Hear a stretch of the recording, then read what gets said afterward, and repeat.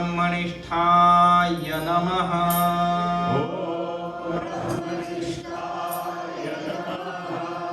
Om Brahmaparaya Namaha. Om Bhayanashanaya Namaha.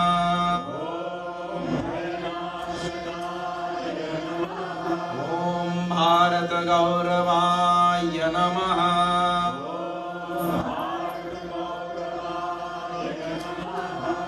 Om Bhumne Namaha. Om Mahavakyopadeshakaya Namaha.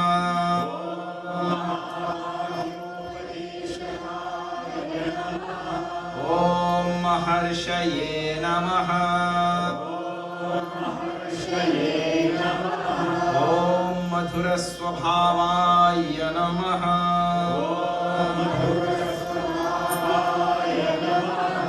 Om Manoharaya Namaha. Om Mahatmane Namaha. Om Mahatmane Namaha. He's called as Mahatma, like Mahatma Gandhi. Mahatma. So, in fourth case, the Mahatma is Mahatmane. Mahatman is actually the substantive word.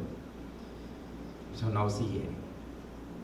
What is Atma, Paramatma, Mahatma, Jivatma? Oh, Bapre.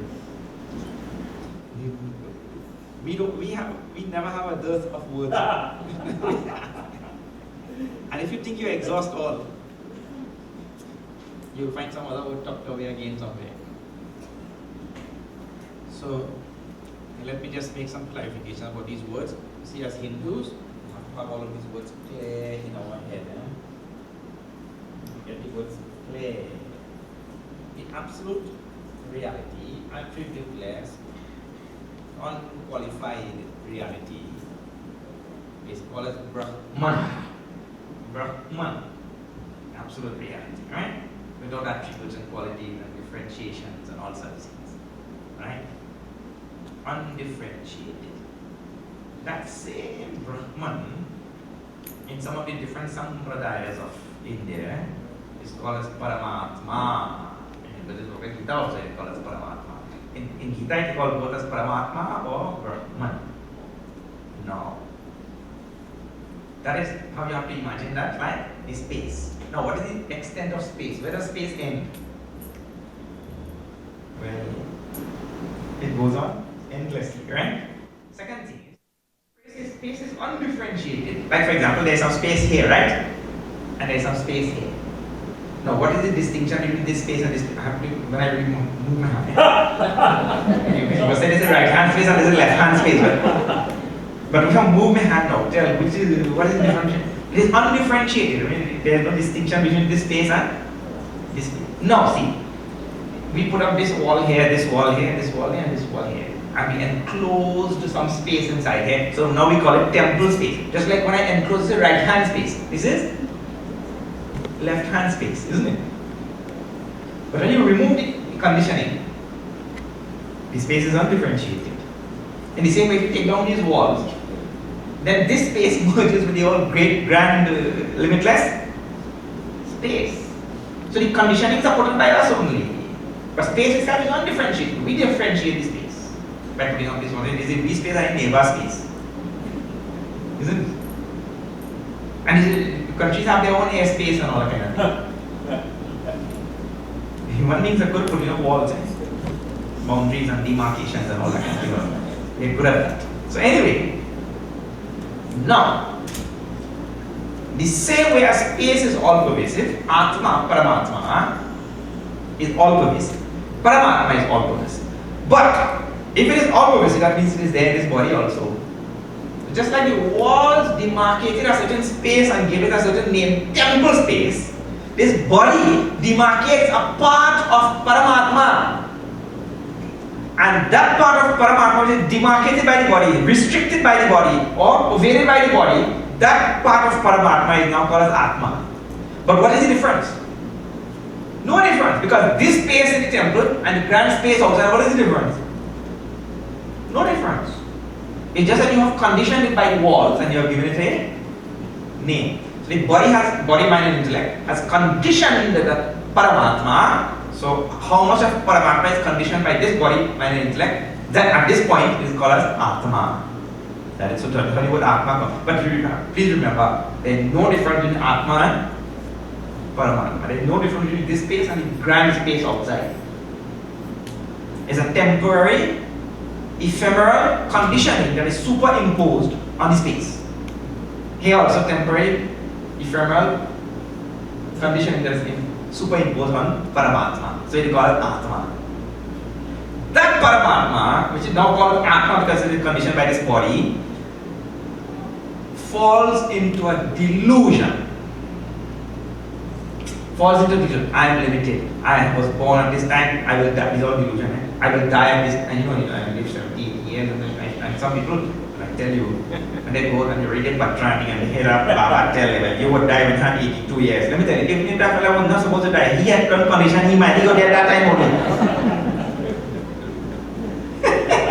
Just now we're talking about a case like that. Just now coming in the car, real case. They do an operation on the man, and the doctor said you could find it 50 years. They remove a tumor, and the doctor said you could for the next 50 years. But after 49 years, he went back by the doctor. The doctor checked him out. He had nothing. He perfect. But he not conditioned his mind already. After 50 years, he 50 years, he dead. Condition his mind. So this Atma now, means Paramatma conditioned by the body, falls into a delusion. He thinks himself to be limited, he thinks himself to be born, he will die, he thinks himself to be powerless, he thinks himself to be miserable, he thinks so in that delusion, because Paramatma is Satchit. Ananda. He has fallen into a delusion conditioned by the body. When he has fallen into that delusion, thinking himself to be limited and thinking himself to be miserable and this and that, or so many things, that time he call it Jivatma. Now you know the different word is coming.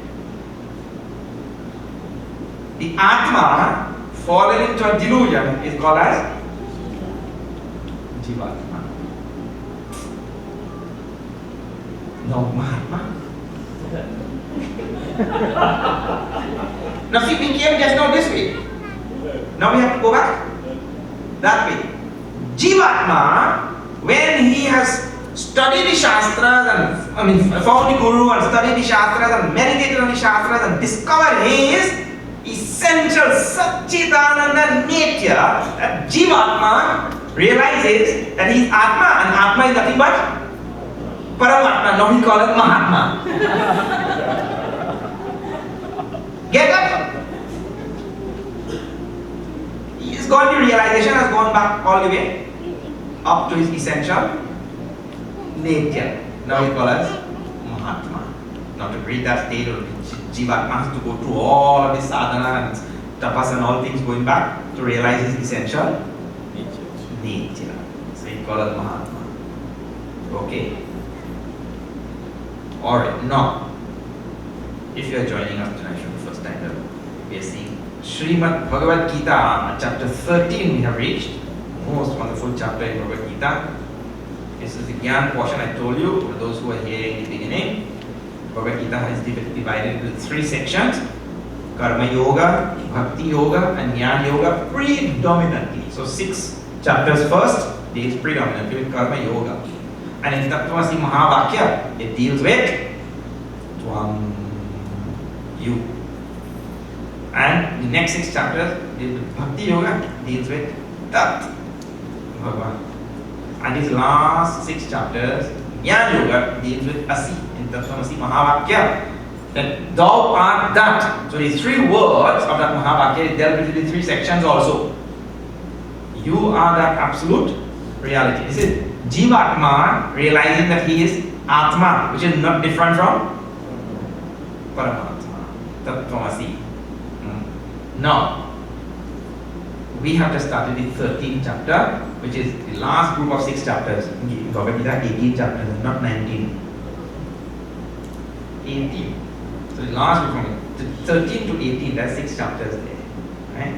And Bhagavan introduces this Jnana Yoga with a bang, as we say, Big Bang Theory. Bhagavad Gita, chapter 13 comes out with the force, the words and the ideas are just phenomenal. I'm telling you, let me just tell you. Those of you who have studied, you will know. See, when I entered university, I studied philosophy. That was my major.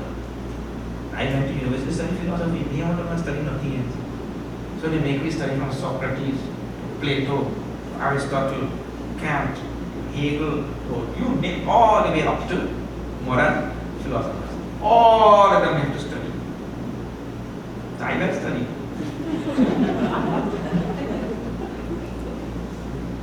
Means they all Western Greek philosophers are now coming up all the way to Kant and all, German and so many people. So then I met Puja Gurudev, our Swami Chinmaya, and I got introduced to this Upanishadic Jnana. Then I realized that all the time we were in preschool. Yeah, ABC. Studying all of this. Preschool thing. The ideas which are found in the Upanishads and the ideas which are found in the Bhagavad Gita is unprecedented in the history of human civilization. And there are some verses here, I keep telling you, in Bhagavad Gita and in our Upanishad, it will take you lifetimes of study and reflection and pondering on those verses to get the essence of it. They are so profound, so sublime, so deep, so subtle, that will take lifetime. And that is a very good thing because we have plenty lifetimes. There's no shortage of lifetime also, isn't it? We have. Gita not going anywhere, we're not going anywhere, nothing, everything is there. So, Bhagavan comes down with a heavy jnana, and I also told you last night, and the previous night, that don't think that we're going to do an exhaustive study of this 13th chapter or these last 6 chapters, and we can't. We have now 76, how many? 76? 75 over. We only have a few days left, and we have to finish this thing also. But that is good. It is always good to eat one spoon at a time. Don't open your mouth and pour the whole thing down with it. That is not going to be good also. Go slowly. That is why, see, those students who came to the Vedanta course in the beginning, I sit down here and I don't do anything. I just sit there and okay, now open your book and read. All of you go listen. 2-3 weeks back, I'm still reading. We are teaching not to. You come here to read, I class, stay home and read.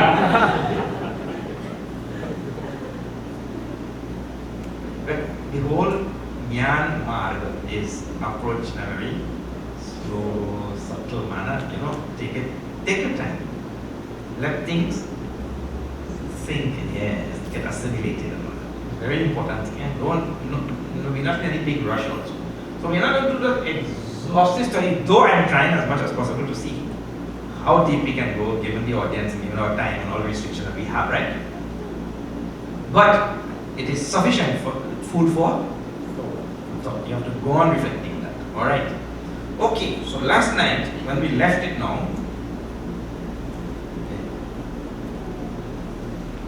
Mad Bhakta Etat Vijnaya Mad Bhava Bhavaya Upapadyate.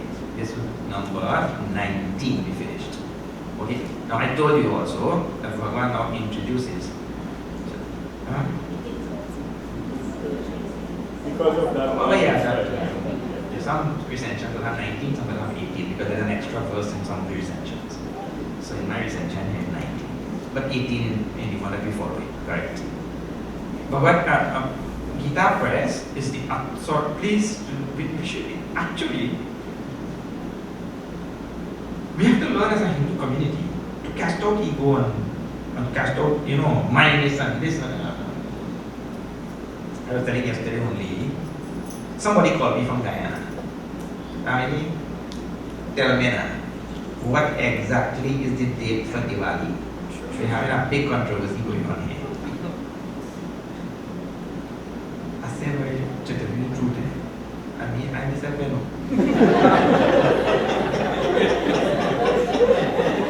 I said, but you know, who would know that?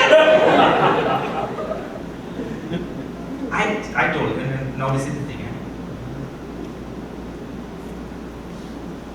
We have exactly the same controversy here raging every year in Trinidad. One organization will say this, one organization will say that, one Jyotish will say that, another Jyotish will say that. So many years ago, about 6-7 years ago, I told in the mission, nobody asked me when is Diwali. I don't want to hear anybody ask me when is Diwali. If everybody just dropped their ego, and when the Mahasabha says it is Diwali, where is the controversy after that? But everybody have their own ego. And what big difference it makes?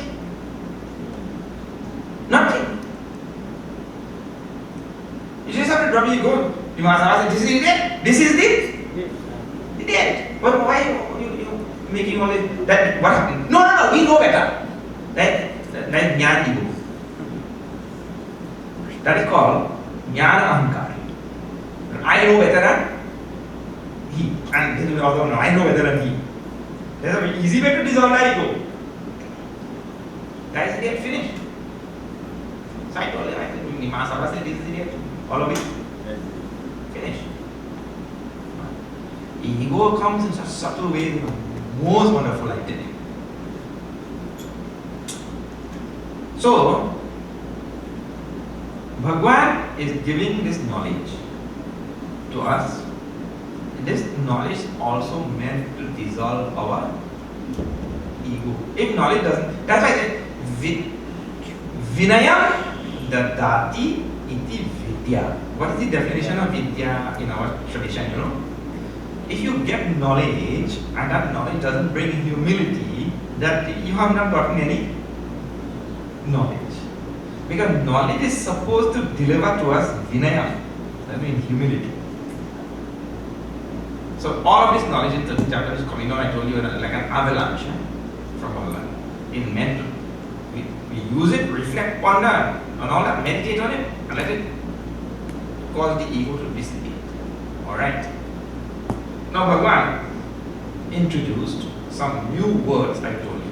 And new means, given the chapter which he is talking about, he started talking about Kshetra and Kshetrajna. That is what chapter started. Suddenly now, he brings in Purusha and Prakriti, which he had introduced in the 7th chapter, but which he did not deal with exhaustively.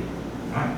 Then in the 7th chapter, he had introduced, he said, Apareyamitastvanya Prakriti Vidhi Mam means to say, you know that what all I have described to you now is my upper Prakriti, my lower Prakriti. And then there is higher Prakriti. So he introduced lower and higher Prakriti there in 7th chapter,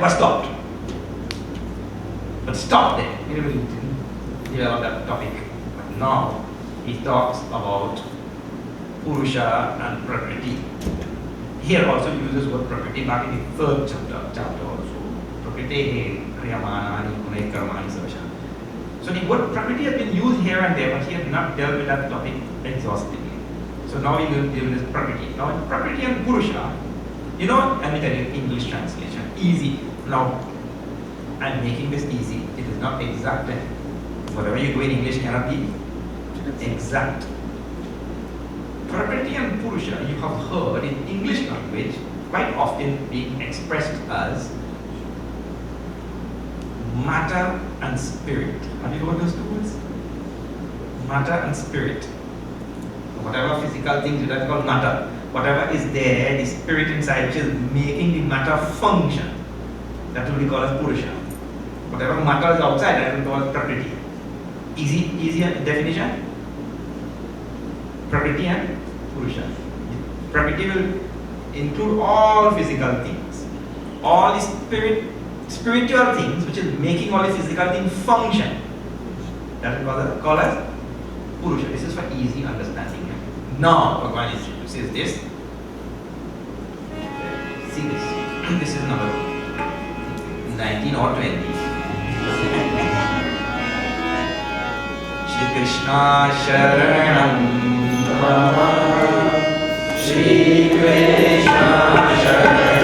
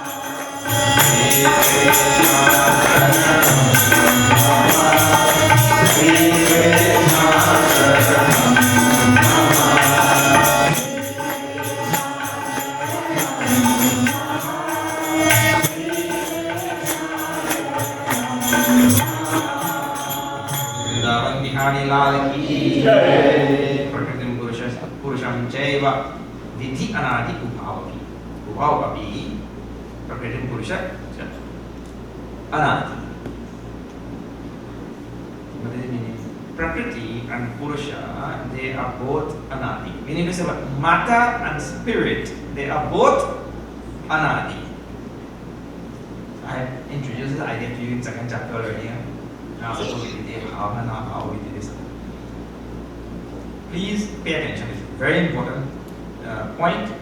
It marks Hindus apart from all religions of the world. And that is a very healthy thing. And you have to go and stop saying this thing that people go on saying all the time. What is that? All religions are same. By no stroke of imagination also they cannot be same. Chalk and cheese. And what is the difference? What are you afraid of? Variety is spice of life. Hindus have for too long bent backwards to say, to make themselves look like Christians. Please see the marked difference. Now see here, fundamentals of Hinduism. Prakritim Purusham Chaiva Vidhi Anadi Bhavapi.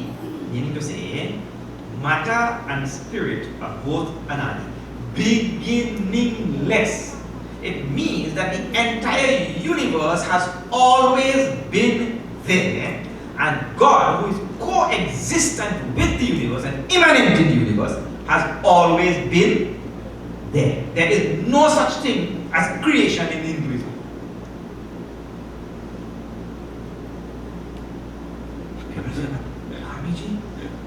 There is Srishti, Sthiti, and Pralaya. There is creation, sustenance, and dissolution. How are you saying that? One more point, please pay attention to this. The British Empire paid a fellow big money, a fellow by the name of Max Muller. They paid him to come into India and study the Sanskrit language and translate everything from his Sanskrit language into English. Max Muller was a German by birth. And German and Sanskrit, they are very, very close grammatically. Quite unlike English. German and Sanskrit. So Max Muller came, studied, and translated. Some say that if you read his works, you may also be convinced of this, that somewhere along the line he himself became converted. I mean, he started liking this Hinduism, but that was not the original plan, intention. Now let me just tell you something. When you come from a foreign culture and you have already an understanding of religion and God and the universe and cosmology and all sorts of things in your head, and you go into a new culture and you're going to translate what is there, which words would you have at your disposal? Which words and which philosophical understanding would you have at your disposal in translating something new which you encounter? Only the thing which you studied previously, isn't it? So if you come from a culture that said, one day, God is sit down there, and there's no reason is given, he just sit down there, maybe bored or maybe lonely or something, and then he started creating so he'll have some partner. But if you come from a culture that teaches that thing, right? That one day God, there was nothing. And then God started creating. So what you know is the prior non-existence of things, but then there is the posterior existence of things brought about by the will of God. So that's what you know, that's your philosophical tradition. When you come into this tradition now in Sanskrit, and you read the word Srishti, well, where you go translate now? Where you go translate? Srishti word, Srishti, Sthiti, Pralaya, these three words, but you only have one thing to translate that word, creation. So he translated the word Srishti as creation. He translated the word Sthiti as sustenance, and the word Pralaya as destruction. So up till today, Hindu goes in creation, sustenance, and destruction. Till today, because of Max Muller. And those Sanskrit words mean nothing of the sort. Srishti word in Sanskrit comes from the dhatu srij. Let me tell you what the meaning of srij. Srij means to usher from one state into another state. For example, you have water in your tank. So you put a hose on the tank and you have baigan plant over there. Right? So you put a hose on the tank and you run the hose over it and you wet the baigan. So the water which was there in the tank in one form stored here, the water gone there and you form baigan. Because the water gone and the tree and the baigan, right? So you have actually ushered the water from one state into, it didn't create water. The water was pre-existing. You brought about some sort of process by which the baigan moved from this state, the water moved from this state into another state. That is called srij in Sanskrit. Now, that relates directly to what we are seeing here. The universe is always there, but it is always going from a state of unmanifest into manifest, and again going back into a state of unmanifest. Like the mango tree going into the seed. The whole tree is in that seed or not? But if you open the seed, do you see anything? No mango tree. Oh, what mango tree? You see some white stuff there. No mango tree. But there is a tree there or not? Unmistakably, there has to be a tree. So that tree in that seed we call unmanifest. When they put that seed in the ground, the same thing that was hitherto unmanifest now becomes manifest. So the first one is called, when becoming manifest, that is called as srishti. It is being ushered from the state of the unmanifest into the state of the it is not being created. It is not being created. Please pay attention to this. It is just coming from one state into another state. This is the exact meaning of the word srishti. No, he did not belong to any such tradition which had this philosophical understanding. He belonged to a tradition where God is down there. And actually no reason is given. Why he started creating. So when he reads this thing now, he says, well, srishti is creation, coming into creation. But these words are supposed to remind us of what true Hinduism is. In Hinduism, the whole material world is anadi. It keeps going on, coming. Manifest to unmanifest. And then science also now agreeing with all of this. At the same time, when you have stars in the sky being destroyed, and all the planets around them will be destroyed, you have new ones forming at different places, right? So one goes out of manifestation and another one comes. And this idea of Hinduism accords 100% with the whole idea of matter could neither be created nor destroyed. It's a science. The only scientific text today in the world is the Upanishad and Gita. All the other things have no science. Either you believe or science. Every inch of it is science. Prakriti and Purusha, the spirit and the matter, they have always been anadi, beginningless.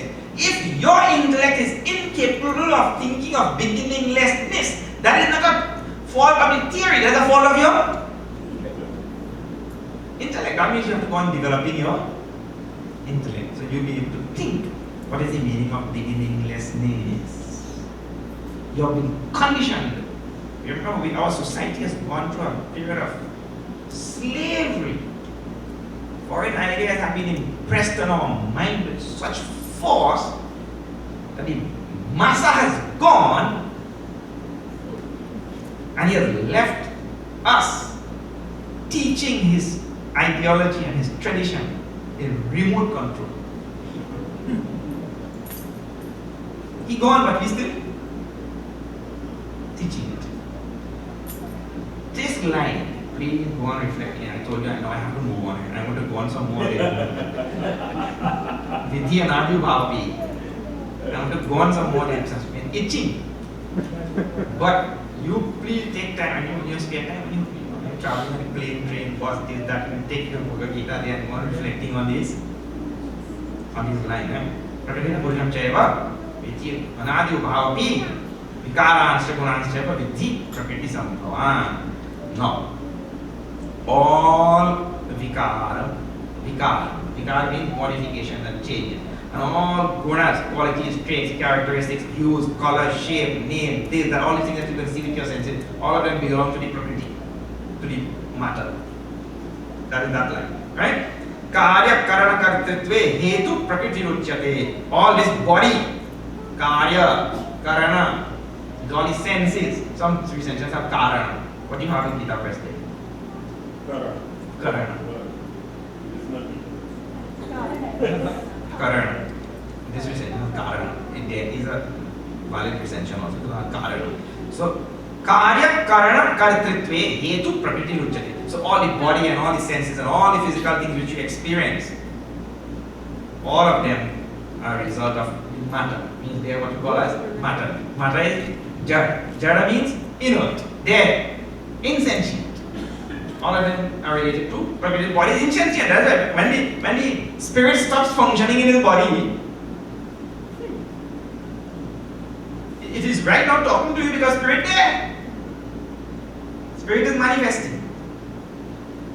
It is the spirit which is the essential thing there, where the spirit stopped.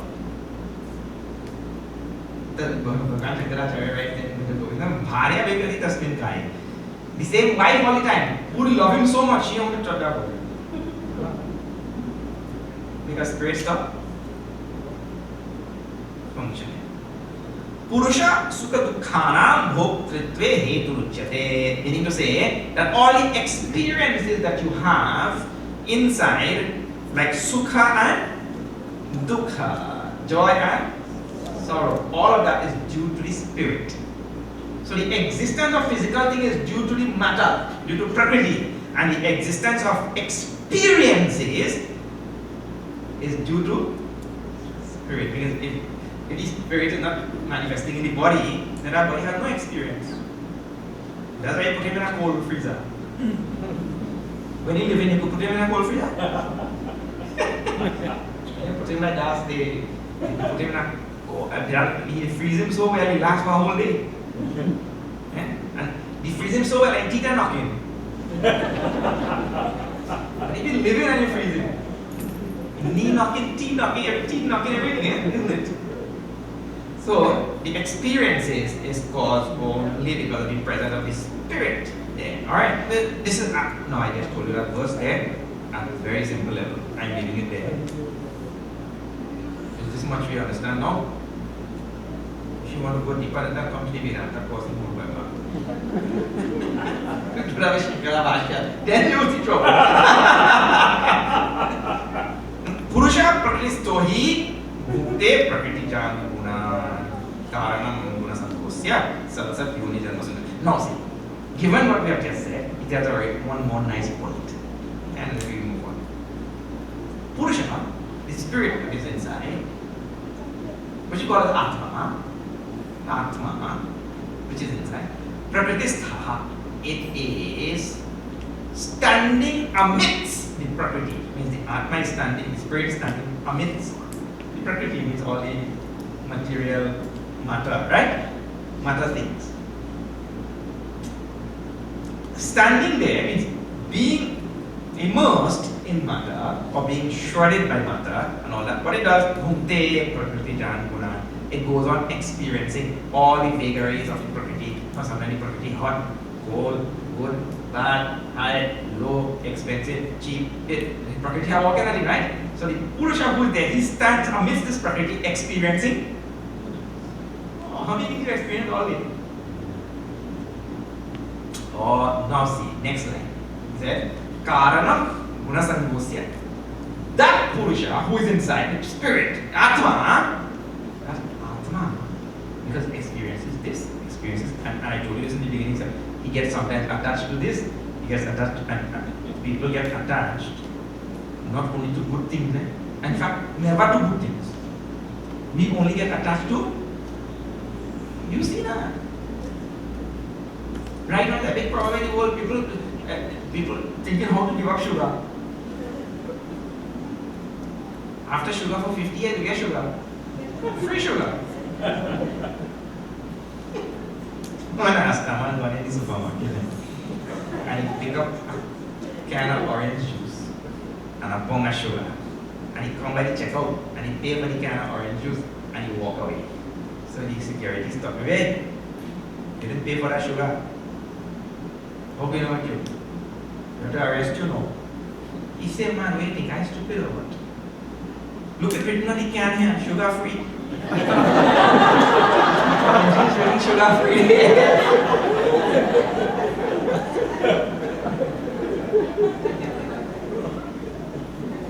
The human beings get attached with things which are not good for them. Everything which is not good, that is what we get attached to. So this Atma, in and amidst the matter, right? And the matter has, like I said, positive atom and positive charge and negative charge. So he's in the midst of that, right? So some things he gets attached to, some things he dislikes. So raga dvesh comes, likes and dislikes. And because of that now, raga dvesh, likes and dislikes. He like this, he not like this, and the human being, I tell you, and we have refined our likes and dislikes meticulously. All of us. Every day we go on working on that. Refining them. Because that is the way human being operates. I tell you, people don't like other people to make a cup of tea for them. You know why? Because he will put too much sugar, he will put too much milk, he will put too much tea, he will put too much water, he will put too much something inside. So I gotta make that mine with likes and dislikes. He liked that thing in a certain way. Have you seen everybody? Some people when they iron their clothes, if they see two seam there, Mahabharata that. Everybody has such refined likes and dislikes. So that Atma, in and amidst the matter, he gets so many likes and dislikes. But see the last part of that verse now, what he's talking about him. This is a very important thing now. He says, because he's amidst all these matter, with all and developing all his likes and dislikes, and remember, based on the likes and dislikes now, our actions will be inclined in a certain way, right? Because if I like this, my action will go towards that. If I dislike that, I run from that, even though it's good for me. Satsang is good for people, right?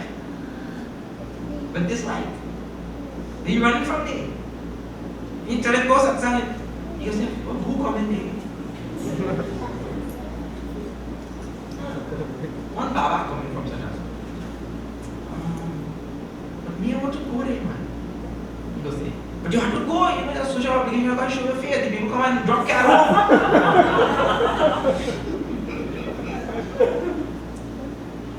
Then he asked, how long you go talk for? Best. Only hour and a half. Okay. But do you give food? Do you know? I was doing a yajna in Calgary, Alberta, and there were people calling, it's a true thing, and there's no makeup thing. People call the temple first to find out the menu.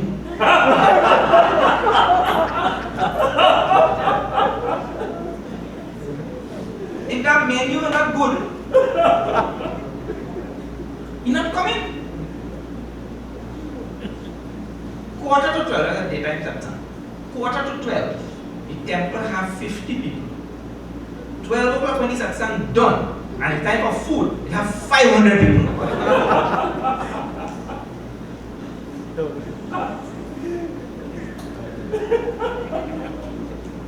What good for him?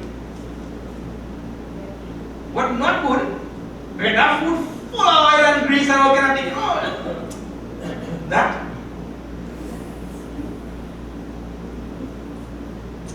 So he refines all his likes and dislikes, all his action tend in certain, and then he says, Sadasat Yoni Janmasu. Based on all the things that he now runs after, he seeks and goes after, pursues one after the next, he ends up now in a whole quagmire of good birth and bad birth. And one moment he is born as this, one moment he is born as that, and he goes to endless, limitless number of births in all Sadasat Yoni. Yoni means wombs.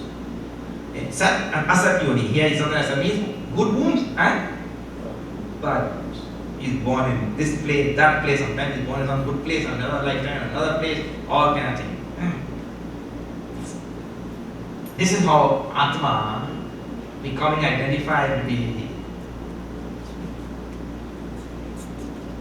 conglomerate of body, sense, mind, is that, and all the objects outside and all, and he gets into this grand flood of lifetimes, on and on. Sadasat Yoni Janmasu.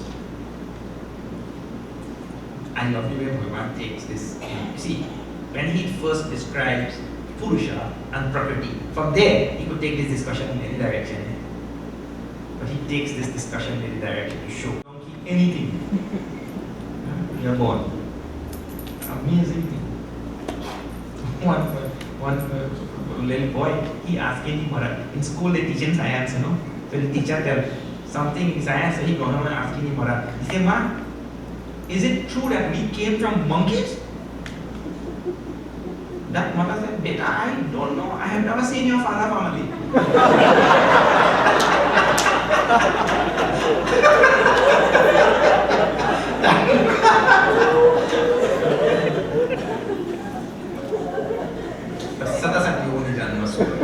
Different wombs, birthdays, that all lifetime after lifetime, right? And you know, Tulsidas, you read. What a wonderful thing.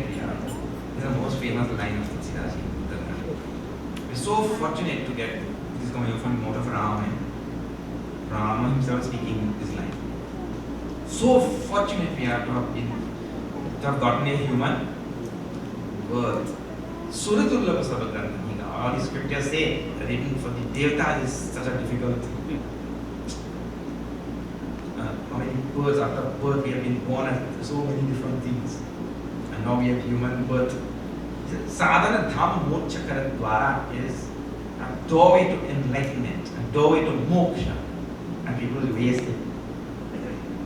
That's an amazing thing. So, Sadasat Yoni Janmasu, so many countless birds. Now, one topic ends in Purusha Prakriti. Now, one tells more gunas, traits, characteristics, points to ponder on the reality, on God. This is what we should be doing all the time. Tat kathanam, tat chintanam, anyonyat tat prabodhanam. It says, really in our spare time. This is what we should do. Talking about God, reflecting on God, exchanging ideas on God. So many ideas are given there now. So you can go on reflecting. Otherwise, we get into all sorts of politics, this, that, one farmer, he taking guitar. What are you working on the field all the time? I told you my farmers are very successful. Farmers are the most successful people in their job, because they are always outstanding in their field. You get that? So, he doesn't have time, he always only feel they're working and all that. So, you take a little guitar and you go on in the, what in Western language is called unpad. Unpad means he is, what is English unpad? Illiterate. He's illiterate. So, that means he had gone, many people in India, they have not gone to school and all that, they know Ramayana and Gita in Pune. Now Ashwin is a security guard. He can't write a thing. He never went to school, but he knows every choppa in Arami. Many people like that. So he take a guitar, farmer, and he gone in the train, going to the next town to sell Muli and Murai and thing. So, let me know it's Murai.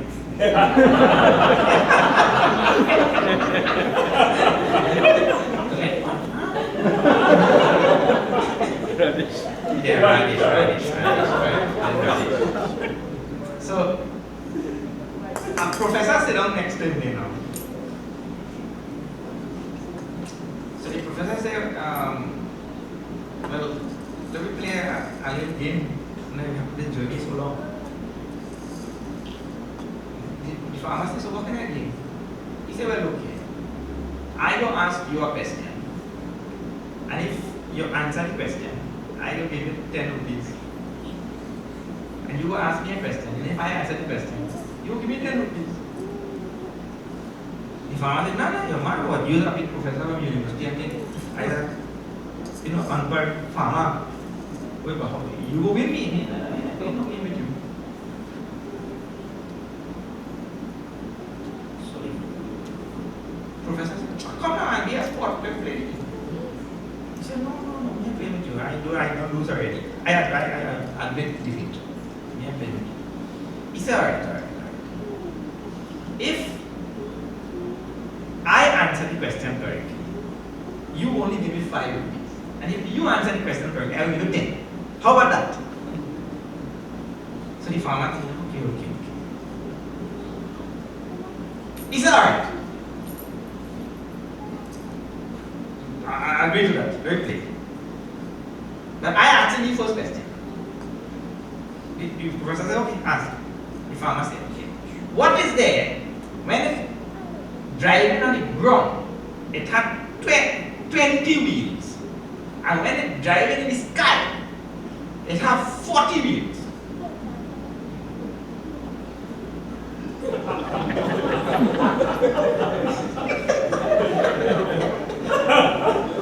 When it's driving in the ground, at 20 wheels, and driving in the sky, have 40 wheels. What can I do with that? That professor said, look, I don't know the answer, take your 10 rupees, take it 10 rupees.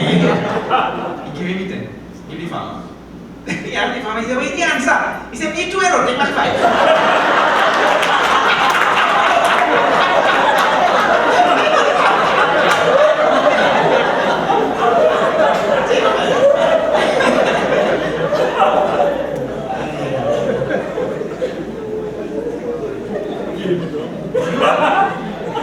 Next time you go in a train, plane, bus, anywhere, don't forget all of these things. You see these words and I'm here very Bhagavad Gita, and you will reflect on these words. Now see number, the next verse now. See what nice words I want to reflect on. You go on pondering. Shri Krishna Sharanam Shri Krishna Sharanam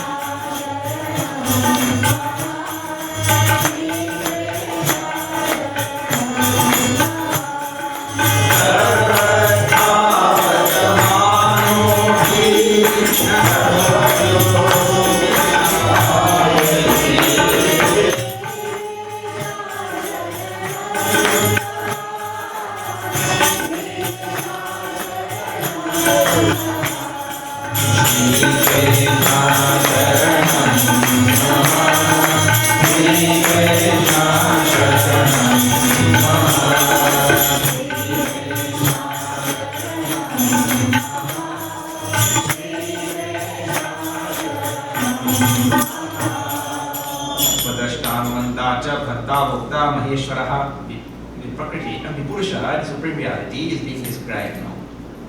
These fellows Upadrashta. Upadrashta means Sakshi. Sakshi means the witness. Witness of all things. Bhagwan's witness or Sakshitvam of the reality is not the Sakshitvam of an ordinary being. And Sakshitvam here means actually like what? Not just a mere Sakshi witness of things, but he is the witness in such a way, his mere presence and his mere witnessing of the witnessed makes things transpire. But you know how? Like the boss just looking at all the workers working or at their work. He doesn't have to tell them to. We're just looking their work. If he is not there to look, then you have, two seatbelt fellows passing in the village. One of them digging a hole, and the other one digging the hole and putting the dirt aside. The other one come and taking the dirt and putting it back in the hole. And then they move another 20 feet and they do the same thing. And they pass into the whole village. So the villagers are then wondering, what happened to these two guys? They're mad or what? One digging a hole and the next one filling up the hole. So the villagers accosted the hole. What told you? What's going on? One digging a hole, next one filling up the hole. So one of the fellas, yeah man. You see with boss, he hired three of it. One man supposed to dig the hole, one man supposed to put on the plant, and the next man supposed to put back the dirt. That man, middleman absent to it.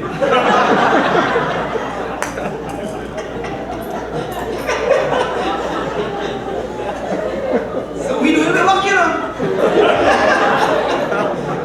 we doing the work. When the boss not there, all stupidness only there. I can't remember such a nice joke now regarding that thing. When I'm talking and all that mom. Anyway, I can't tell no more. Upadrashta, he is called as the witness. And I told you the witness is not just a non-participatory witness. There is a difference between Bhagwan's Sakshitvam, the witnessing of God, and a non-participatory witness. Bhagwan's mere presence and witnessing makes things happen. That is the difference, right?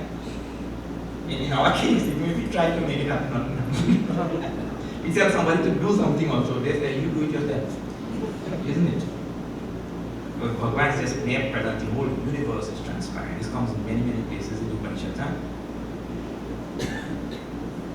Gita smart Tapavate. The wind blows because of fear of the presence of. When the master is there, everybody. So the Upanishad speaks profusely about it. Anyway, Upadrashta, the witness of all things, and his mere presence makes things happen. Anumanta, nice word.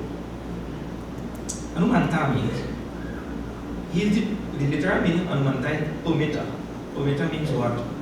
Not only because of his presence things are transpiring, but because everything is doing what they are supposed to do.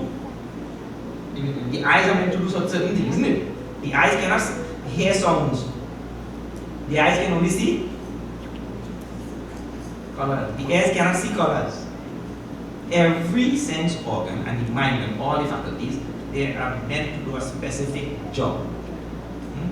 He is the one who permits them to do that job. That's called the meaning of Anumanta. What a wonderful word it is. So you have to go on reflecting on that. That's why I'm telling you, the words are for reflection.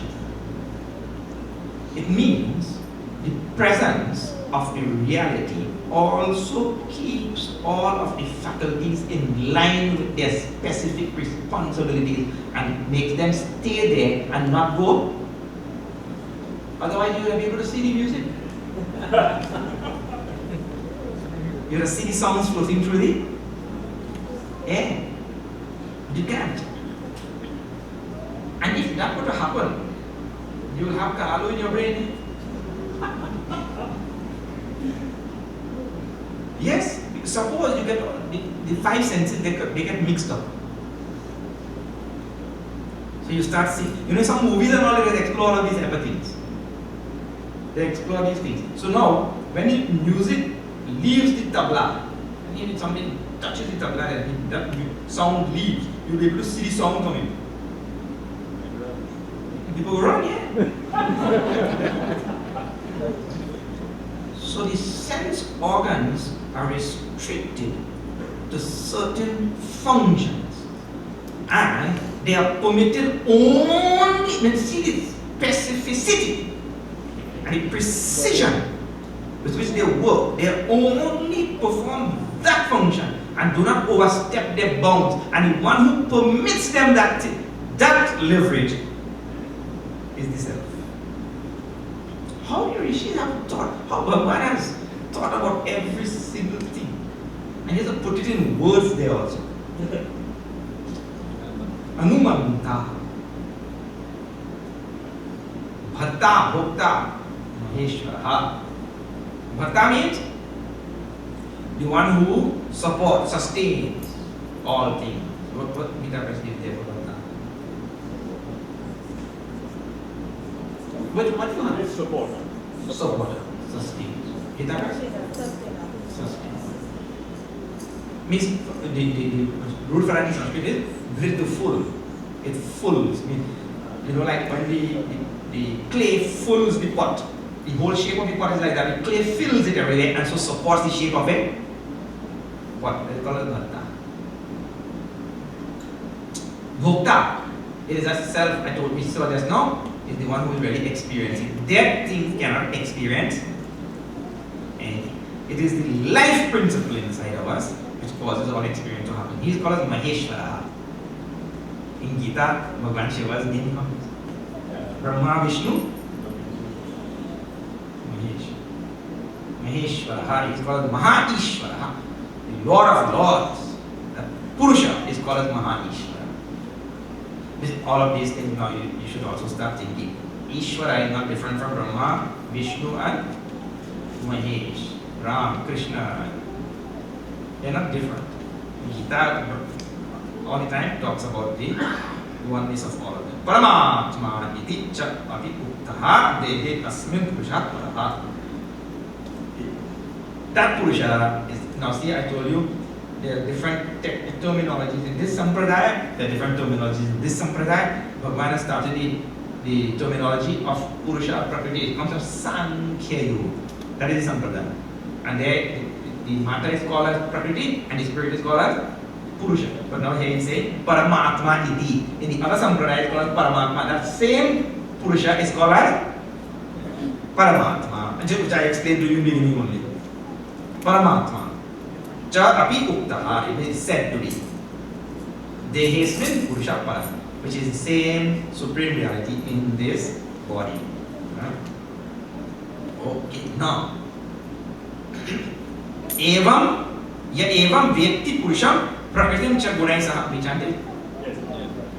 Ya evam vetti Purusham prakriti cha gunai saha. The person, and this is the phalastuti. When time he finishes a section, he gives a phalastuti means.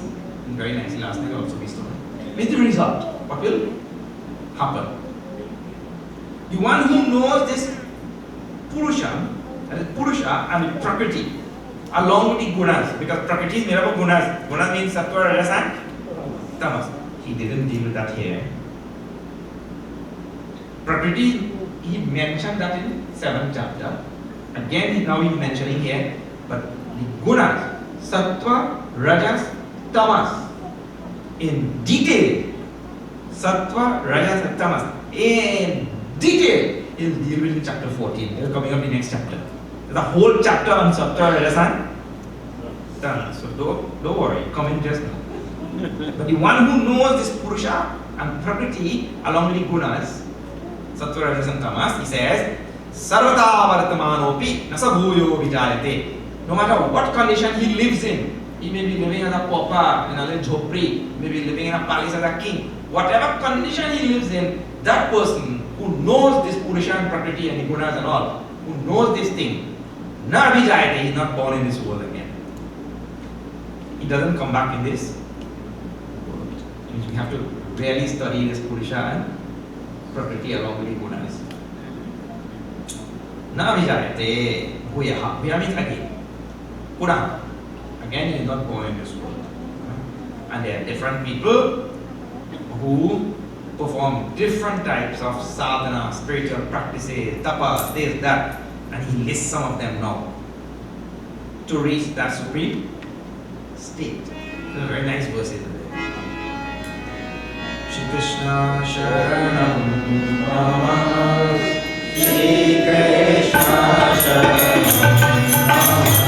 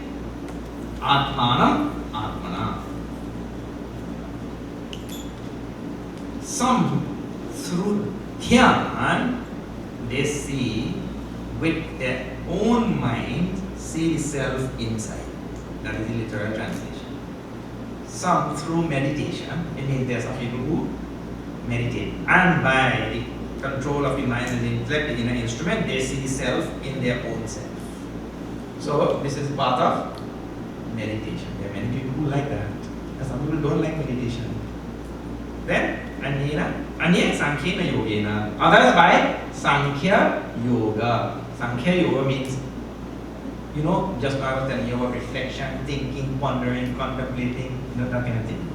Some people like to do that. Meditation is different. Meditation is not thinking. Meditation is emptying the mind of thoughts. Let the mind become empty of thoughts. This is called meditation. Then some people like Sankhya, go on reflecting and pondering and contemplating these ideas, and that's why I was telling you those ideas just now. You take your Gita and you go on thinking. That is called Sankhya. Over and over. Then there are other people, Karma Yoga. We saw Karma Yoga in 3rd chapter, 4th chapter and all. Like go on doing dedicated action, do seva, service for humanity and all of that. So they call Karma Yoga. Dedicate your service to the welfare of the world. So some people, through that part, they see this, come to the self. Bhagavan Shankaracharya put some footnotes on that thing. Footnotes are that main footnote is that that's Karma Yoga cannot lead directly to the self because this is an action. Action cannot lead directly to the self. Karma Yoga will bring the required purity of mind and concentration of mind and all that. Then, I will acquire the knowledge from the Guru. This we saw in 5th chapter. I explained to you. There, nicely I explained that by the karma yoga, the purity of mind comes. Chittasya shuddhaye karma. And then when the mind is pure, one is drawn to some guru, somewhere. You just have to make yourself, you exude honey like a flower, the bee will come. In the very same way, when we make ourselves fit, knowledge will come. The guru himself will come there. So karma yoga, they perform karma yoga and reach this state. Then, anye, tve, tu, evam, ajanantha, shuttva niyebhya upasate. And then there are others who Shrutva Neva means they go on Shrutvani Evya Upasate. They go on listening. Shravanam. Like what you are doing here. All the people are listening on your radio and only one doing Shravanam. And listening. Someday it was thinking. That's why you go on listening. Very important. The path of bhakti and the path of jnana both start with listening. Even the path of jnana is there, Shravanam, Mananam, Nididhyasanam. These are the stages. It starts with Shravanam. And if it's the path of bhakti, you have heard Shravanam, Kirtanam, Vishnoho, Smaranam, Padasevanam, Archanam, Vandanam, Dasyam, Sakyam, Atmanivedanam. 9 steps, all starting with Shravanam, Bhakti Maha. So either way, so there are people who they are very good listeners. In the world, there are 2 types of listeners. One is called a whole pot, and the other is called a crack pot. The whole pot, when you put the water inside the whole pot, the water stays. Crack pot, when you put the water inside the crack pot, what happens? So there are 2 types of listeners like that. When whatever I listen here, it stays inside. And the other type of listener, crackpot. It fizzles out. So one man saying, Swamiji, I am a crackpot. Anything you say, next day, gone. Not for it. But that also have benefit. Because today when you pour something in my hair, it's empty also. Next day I have space for more. And we had to be too full. So good, I like being crackpot. Anyway, crackpot or whole pot is still good. Both sides? Good, no problem. Good as long as you are a listener. And yes, Sankena Yogena. Ajanantha Shrutva Neva Upasate Te Pichakitarantyeva Mrityum Shruti. Those people also go on listening, Bhagavan telling very nicely. They also crosses over this ocean of samsara, this ring with death only. Mrityu samsara. Mrityum Shruti. They cross over death also. In they gain realization also. So we are very fortunate, all of us are here engaged in Shravana. Most wonderful thing. Shravana. Go on listening. Someday it will take root. That is very good. Okay. But don't say that, okay, I only listen. That is very good that you are listening. But along the way, for it to take root, you have to keep moving to different types of sadhanas. One sadhana of listening is very good. But there are other types of sadhanas also. Alright. So, topic wise, one more topic has come through. Okay, nice snippets for us to ponder on. We'll see more